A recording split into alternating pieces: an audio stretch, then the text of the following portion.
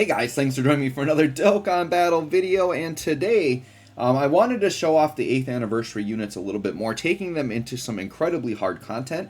So why not the Cell Max event? So let's see how the year 8 anniversary units are looking here in the Cell Max event. Once again, my GT duo is rainbowed, and my physical Super Saiyan 3 duo is 69%.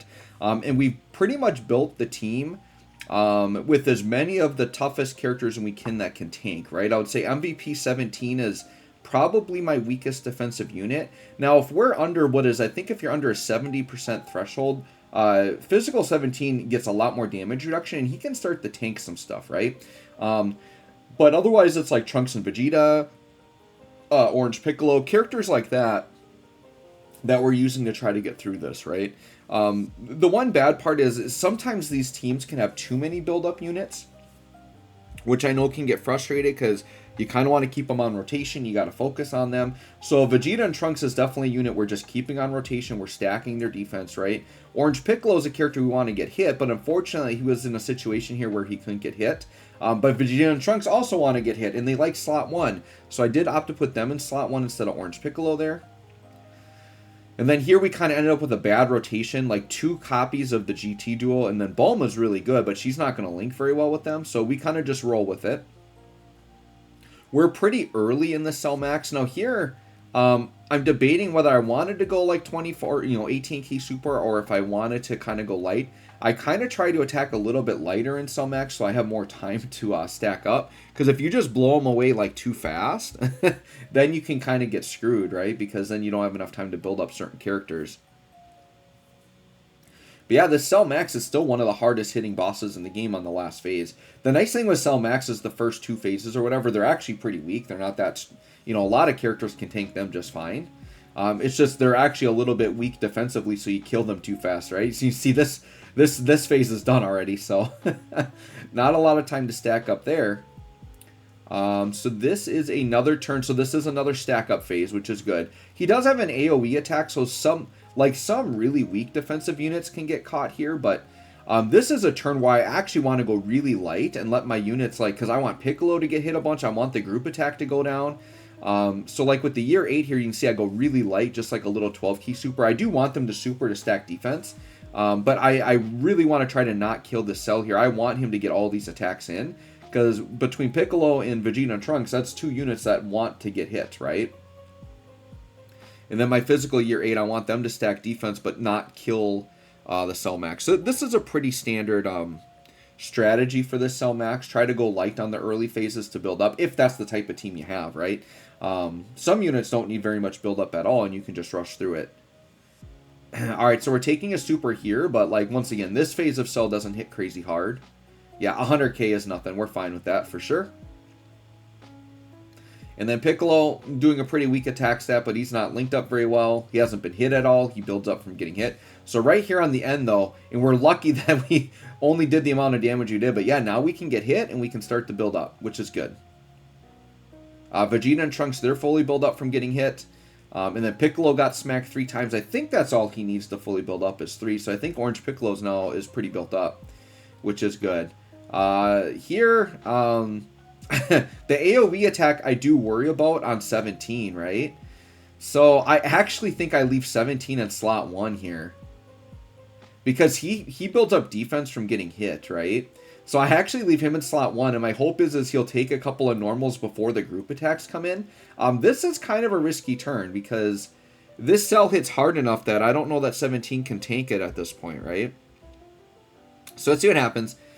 Oh, double digits, so we're fine, yeah. So 17 tanked it just fine, and he's building defense. So it was really good I put him in slot 1. I think we got him fully built up now. This super should deal some damage to him. Yeah, 80k, not too bad. So 17 tanking okay there. Once again, he always has some damage reduction. I think it's just 17%. But he gets like another 40%, I think, if you're below 70% health. So that at that point, his tanking can get pretty dang solid when he's got all that damage reduction up. Alright, and then here comes the GT duo at like about a 10 mil attack stat. Pretty dang good right there. Yep, and then taking this phase out. I pretty much knew this Cell wasn't surviving, so I just went all out there. All right, so now the final phase. So this is the scary phase, right? Who can really crush us? So here I'm debating what to do. With all of the attacks coming in slot 3, I actually opt to put Vegeta and Trunks there. I know they're better as a slot 1 unit, but we know they're guarding and they've been stacking defense, and they're going to be over 500k defense. So I think that and the guarding, I think they're going to be okay there in slot 3. So that's what I opt to do. Because I definitely don't trust like the year 8s to tank Cell Max at this point. We definitely haven't stacked enough with the physical one. And the STR one, it depends if we have full damage reduction built up or not. They definitely could tank, depending on if we have the full 50%, but I wasn't sure.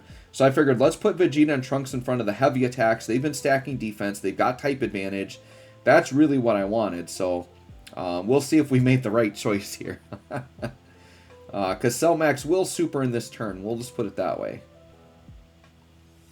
Now, obviously, if you get, like, the Spirit Bomb standby with the STR unit, then, like, you can let Cell kill you all day. And you'll be good to go because you'll just blow them up with the Spirit Bomb afterwards. Okay, and this Cell is very tanky, so you got to survive a while. But, yeah, an 11 mil attack stat. Pretty good right there for my boy. We'll definitely take the 11 mil attack stat. Followed up by the 8 mil shot, for sure. Yeah, this GT duo does feel so good to play. My one complaint is that they don't have Saiyan Roar. I wish they had Saiyan Roar, and I know it's because of the GT Kid Goku's there. But come on, just give them Saiyan Roar. Who cares? That's the one thing that, you know, because I'm not really a big fan of Legends just because I don't like PvP style games and I don't like the action games as much. But the one thing I do like about Legends that they do better than Dokkan is their Joined Forces units. They do that way better. Because instead of restricting them to only categories they all fit on, they just give them all the categories that all the characters are on. That would make such a difference in terms of categories in Dokkan and for, like, link freedom. Where, like, yeah, just give us a link that either of the character would have that would be, like, a really good link, right? There you go. You see they tanked for 350k. That's really good tank against Cell Max. So Vegeta and Trunks are the GOAT for sure. And then right here, we could go into standby. But I opt, like, dude, if we got Orange Piccolo, it's just free turns. So I'm like, sure, let's just go into Orange Piccolo. Why not? Just do some Orange Piccolo. So Orange Piccolo turns can get kind of boring, so I'm actually going to skip ahead. Because this is like 3 turns of Orange Piccolo, so we're just going to skip these. So the one thing about Orange Piccolo is his turns do get a little bit boring. Let's just get right to the end of it here.